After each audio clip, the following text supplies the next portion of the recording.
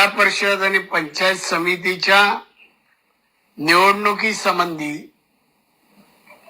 बोलवलेले आहे। या विषयावर बोलण्या अगोदर मुंबई आणि महाराष्ट्रात महानगरपालिकेच्या ज्या निवडणुका झाल्या त्या निवडणुकीमध्ये विरोधकांचा धुव्वा उडवून भाजप आणि शिवसेना एकनाथ शिंदे यांच्या महायुतीने जो विजय मिळवला आहे त्या विजयाबद्दल मी माननीय मुख्यमंत्री आणि माननीय एकनाथजी शिंदे, सन्माननीय अमित साटम मुंबईचे अध्यक्ष आणि महाराष्ट्राचे अध्यक्ष रवींद्र चव्हाण साहेब यांचं मी अभिनंदन करतो। यांनी हा ऐतिहासिक विजय त्यांनी मिळवून दिलाय, त्याबद्दल धन्यवाद आणि परत एकदा अभिनंदन।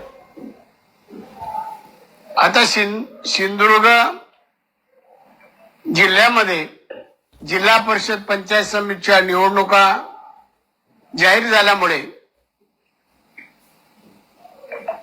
महायुतीतर्फे आम्ही सकाळपासून बैठका घेतो आहोत।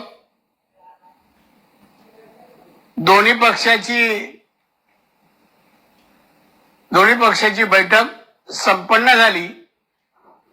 त्या अगोदर तुम्हाला सांगावंसं वाटतं की आम्ही सिंधुदुर्ग जिल्ह्यात महायुती करायचा निर्णय घेतलेला आहे आणि हा निर्णय वरिष्ठांच्या सांगण्यामुळे आदेशामुळे आम्ही घेत आहोत।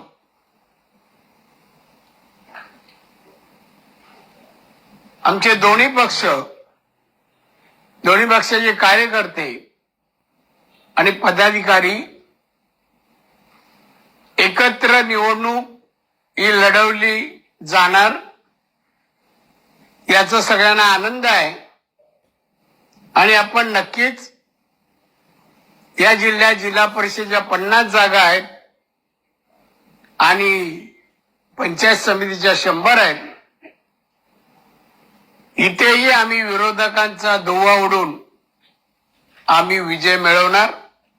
जिल्हा परिषद पंचायत समित्या आम्ही जिंकणार असा निर्धार आजच्या बैठकीनंतर कार्यकर्त्यांनी जाहीर केलेला आहे। सिंधुदुर्ग जिल्ह्यामध्ये आम्ही प्रचार करत असताना या सिंधुदुर्ग जिल्ह्याचा कायापालट आम्ही कसा केला, पायाभूत सुविधा, रस्ते, पाणी, वीज, शाळा, आरोग्य या सगळ्याच बाबतीची पूर्तता आम्ही केलेली आहे। विमानतळ हा आम्ही सुरू केलाय।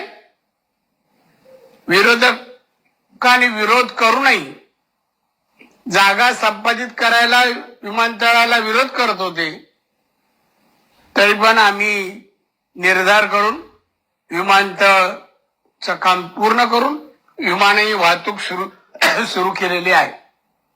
त्याचप्रमाणे चौपदरी रस्ता आणि शैक्षणिक क्षेत्रात, आरोग्य विभागात सगळ्याच बाबतीत आम्ही भरीव असं काम करून नागरिकांचं जीवन सुखमय कसं होईल याचा आम्ही प्रामाणिकपणे प्रयत्न केलाय।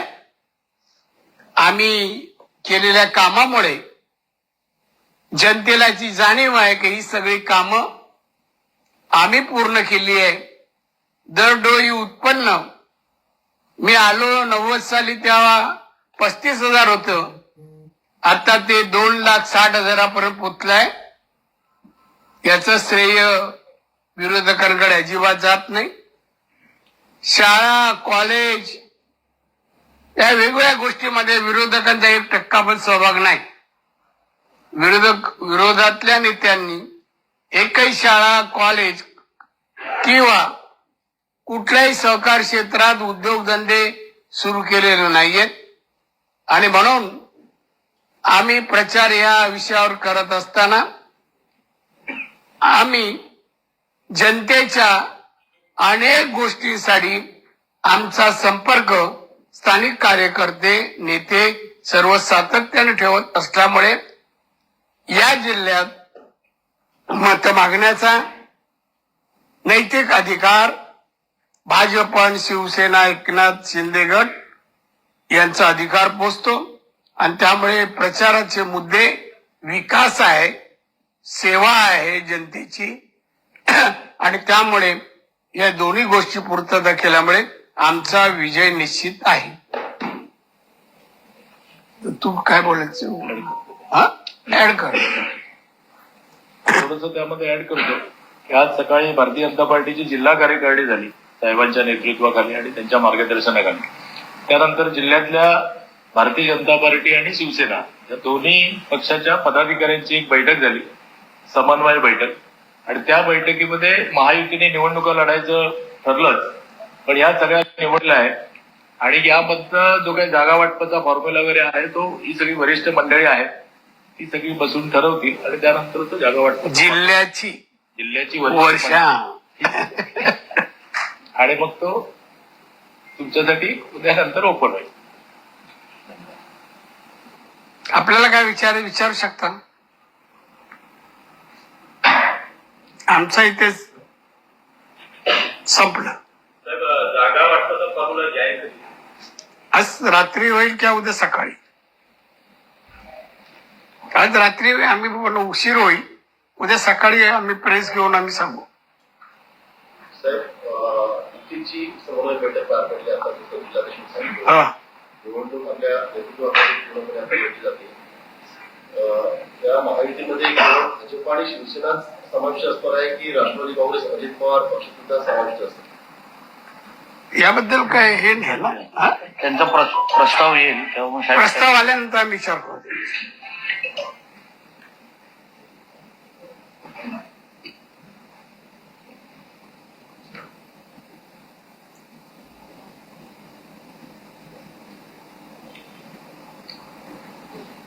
इकडे काय नाही.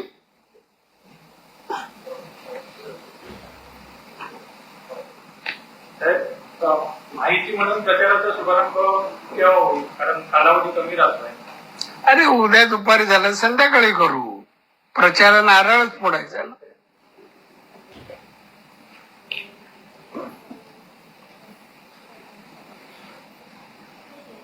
जिल्हा परिषदेमध्ये 50 पैकी 50 40 आणखी किती जागांवरती विजय होईल असं वाटतं? मी सांगितलं 50 बोललो. तुम्ही बोलशालच्या अगोदर बोललो 50 पैकी 100% विजय. 100% आम्ही कामं केली आहेत, 100% अधिकार आहे आमचा. काय हो हा त्यांनी सांगितलं मला उत्तर.